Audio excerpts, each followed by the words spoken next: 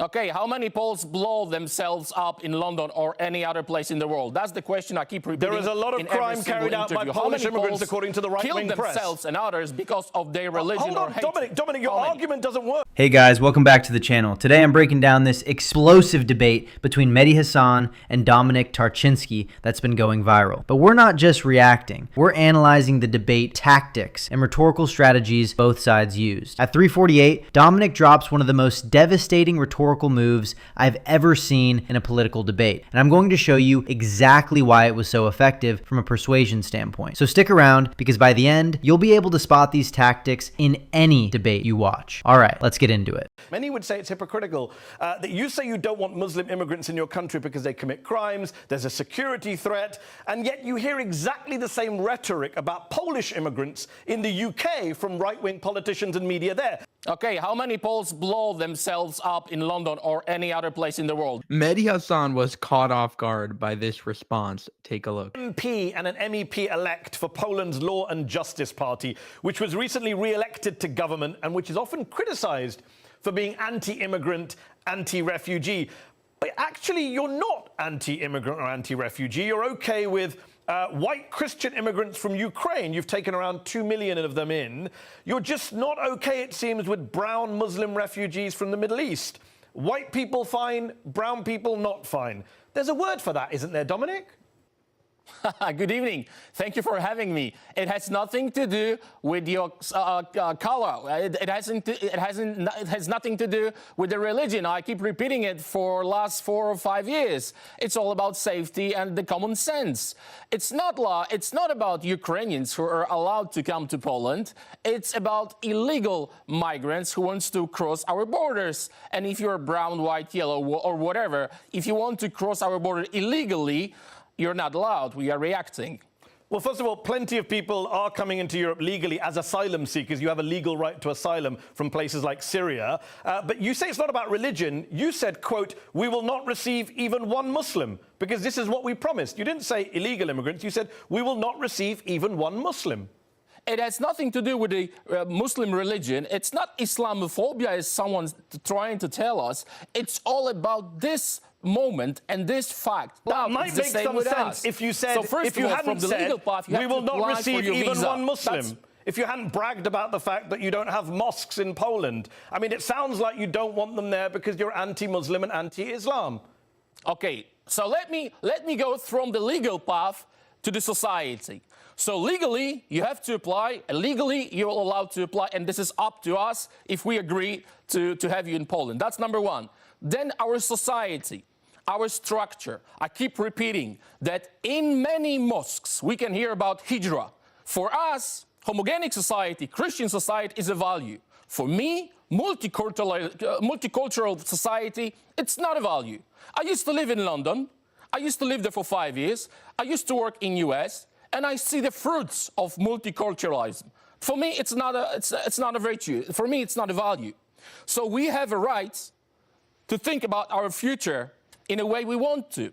So Christian culture, Roman law, Greek philosophers, these are the virtues for us. It's funny that you mention. It's funny that you mention. Can I jump in 1 second? We don't want Sharia law in Europe. Okay. I'm the member. Let me finish. Having Muslims in your country doesn't mean you have Sharia law. You mentioned London. The mayor of London is a Muslim. There's no Sharia law. Let me ask you this. You mentioned London. Some would say it's hypocritical that you don't want Muslims in Poland because no, let me finish my question. Where the Sharia is present. Let me finish a question. Let me finish the question. Many would say it's hypocritical that you say you don't want Muslim immigrants in your country because they commit crimes, there's a security threat, and yet you hear exactly the same rhetoric about Polish immigrants in the UK from right-wing politicians and media there. They say the Poles are groping women, they're feckless, they're criminals, they won't integrate. Don't you see the irony or the hypocrisy of treating Muslim immigrants to Poland in the same way that some Britons treat Polish immigrants? Okay, how many Poles blow themselves up in London or any other place in the world? That's the question I keep repeating. There is a lot of crime carried out by Polish immigrants, according to the right-wing press. Kill themselves and others because of their religion or hate. Dominic, your argument doesn't work. Just last month in the UK... The question was very specific. I'm answering your question. How many of them blowed themselves up? Okay. Let me answer your question in this way. A Polish immigrant was charged with the rape and murder of a British student last month. How would you feel if people in the UK started saying, we don't want Poles here anymore. We don't want rapists and murderers here. That's what you say about Muslims. You generalize about all Muslims in the same way that some on the right in the UK generalize about Poles. There's a lot of anti-Polish racism in the UK. Do you not see the irony that you're doing the same thing to Muslims as is done to Poles? No. No. First of all, if anyone committing a crime should be jailed. It doesn't matter. Is it Polish, is it English, or anyone else? That's number one. Crimes which you mentioned are not committed in the name of Allah.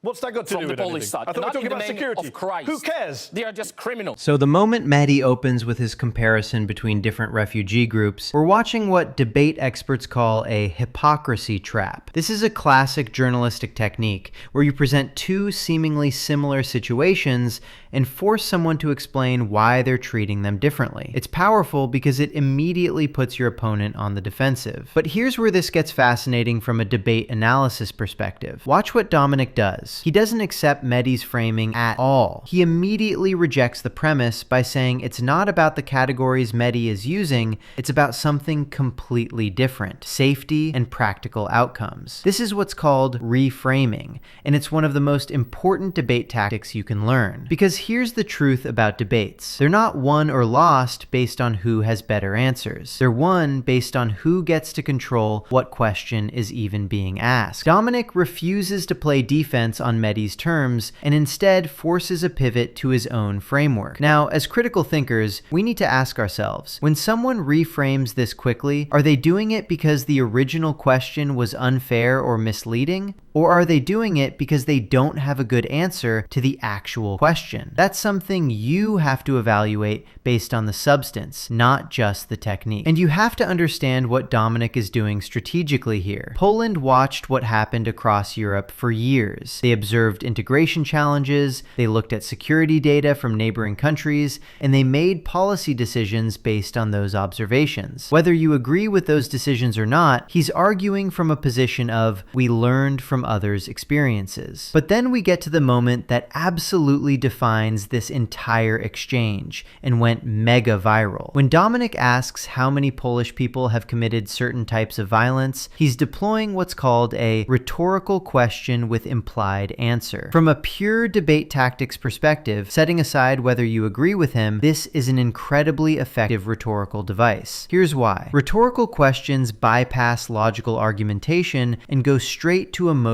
intuition. Your brain hears the question, automatically fills in what seems like an obvious answer, and suddenly you feel like something has been proven even though no actual evidence was presented. This is why debate coaches both teach this technique and warn you about it. It's persuasive, but it often substitutes emotional impact for rigorous evidence. As a critical viewer, whenever you hear a rhetorical question in a debate, you should pause and ask, wait, what would the actual data show if we looked it up? And here's the other layer to what Dominic does that's rhetorically brilliant. He's not just making a statistical claim. He's making a distinction between standard criminal activity that exists in every population versus ideologically motivated violence that specifically targets civilians. This is actually a sophisticated argument about risk assessment categories. Whether that distinction holds up under scrutiny is a separate question. But from a persuasion standpoint, he's created a framework where his position sounds like common sense risk management rather than discrimination. That's high-level rhetorical strategy. We're talking about security threats. But why not? That's number one. Why not generalize? Why shouldn't British people generalize about Poles? You're generalizing about Muslims. Not all Muslims are terrorists, as you know. But most terrorists are Muslims. That's not true, as you know. In fact, that's not actually true. Most of the far-right terrorist attacks in the US this year were from far-right Christians. If they committed a crime, they should be. It's funny you say most terrorists are Muslim. This year, one of the worst terrorist attacks that we saw was in New Zealand. Not Christians, mostly not believers. One of the worst terrorist attacks this year, one of the most high profile, was the murder of more than 50 Muslims in New Zealand by a Christian far-right white supremacist. Yeah, and he's jailed. That's it. So what? So Muslims are jailed as well? What's your point? Should I blame all white Christians for what that man in New Zealand did? My point is that the difference between our reaction after the New Zealand was condemnation. I do condemn that. Everyone condemning it. After the terror attacks, we can hear from imams. That's the reaction. That's not they are true, happy, as you know. and they want to kill all the infidels. So that's a lie, the difference Dominic. between That's a Western lie. civilization. Imams across the world did not applaud that's a terrorist fact. attacks. You can just Google it. Just Google it. Okay, you can Google also the Charlie Hebdo attacks. Okay, you say this is a lie. It is a lie I to watch say all television, imams I watch applaud. news. Okay. I can tell. Okay, let me ask you this question. You've got hate preachers. There Do you are know hate what preachers, this sentence indeed. means? That's not all imams, though. You said all imams clapping. Let me ask you this, Dominic. After the Charlie Hebdo attacks, you had the King of Jordan. There you go. You don't have hate preachers in the Christian churches. That's not true either. After the Charlie Hebdo attacks, you had the King of Jordan, the Prime Minister of Turkey, the Foreign Minister of Egypt, the President of the Palestinian Authority, numerous leaders from the Muslim-majority world literally marched through the streets of Paris in solidarity with the non-Muslim victims of those attacks. I don't remember seeing you or any other member of the Polish government marching in Christchurch, New Zealand, in solidarity with the Muslim victims this of that attack. solidarity. I don't remember seeing you marching in Christchurch. All this solidarity, candles, and all this painting on the floor, it's a joke. But where was we yours? Don't need this kind where of was your march? I don't remember actions. seeing We your need to march take in New Zealand. Real action. Dominic, I don't remember this seeing kind of you and the behaviors. Polish government marching in New Zealand. Answer that. Why didn't you do what Muslim leaders did because and we march behave differently. in Christchurch? No, we I'm don't asking. need marches. We have our borders, which are safe. That's got nothing to do with the question. A Christian far-right nationalist carried out an attack in New Zealand. If you're saying Muslims should condemn a Muslim attack, which they did, why didn't you go to New Zealand and condemn that attack? Why didn't you march like Muslim leaders did in Paris? Why didn't you march in Christchurch? If you think that these Muslims, these preachers, these imams are so peaceful, let them go to Saudi Arabia, let them go to Qatar. If you want to be a refugee, you have to flee to the first safe country, neighbor country. Then you have to apply, you have to prove who you are. And now we are having people in Europe, Poland is not a neighbor of Syria, without documents or with 5 passports, the same picture and different names. That's just a fact from our interior ministers. So it's all about safety. You are trying to put the whole subject in a box of Islamophobia.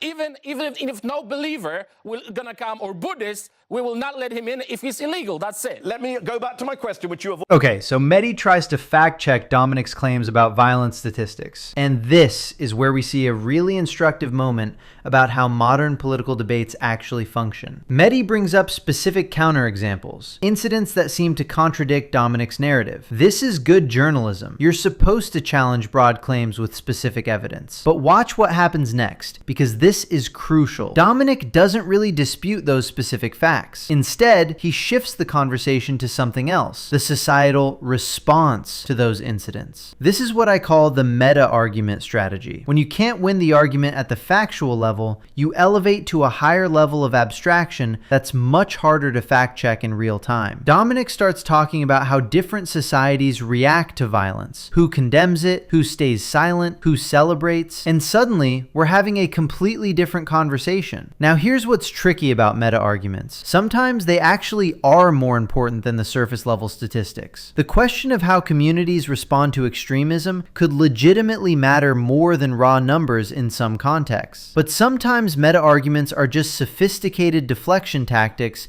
to avoid inconvenient data. As viewers, we can't let the rhetorical cleverness distract us from asking, okay, but what are the actual statistics? And if we're going to talk about societal responses, what evidence do we have for those claims? These are questions that require research beyond just watching the debate. Then Mehdi tries his counter move. He brings up the idea that if you expect certain communities to condemn violence, why didn't Polish officials march after attacks elsewhere? This is clever because he's trying to use Dominic's own logic against him. It's a turnabout tactic. But Dominic's response is really interesting from a rhetorical analysis standpoint. He essentially argues that different cultures express solidarity differently, some through symbolic gestures, others through policy actions. He's saying, we're not interested in performative marching, we're interested in preventive policy. Whether you buy that argument or not, notice what he's doing. He's reframing what counts as a legitimate response. Instead of accepting that marching is the standard, he's proposing a different standard entirely. Again, control the framework, control the debate. And this is where Dominic brings up concepts that have been studied by historians historians and political scientists, patterns of demographic change throughout history, and how they've affected regions. Now, regardless of whether his application of these concepts is accurate, he's doing something rhetorically powerful. He's claiming that his position is based on observable historical patterns, not prejudice. This is an appeal to empiricism. I'm just looking at data and history, which is one of the strongest rhetorical positions you can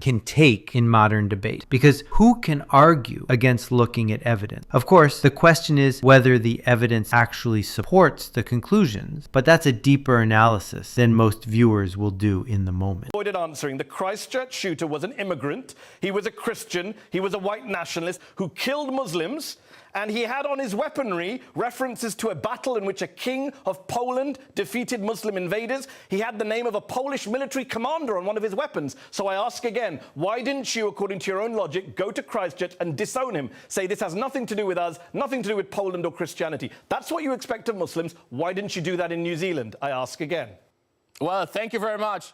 Thank God for King Sobieski. He stopped Muslims in Vienna. Thank God for King Sobieski. That's what the terrorists said as well, by the way. But I'm not going to react on any idiot who is trying to use our king and beautiful history for a terror attack.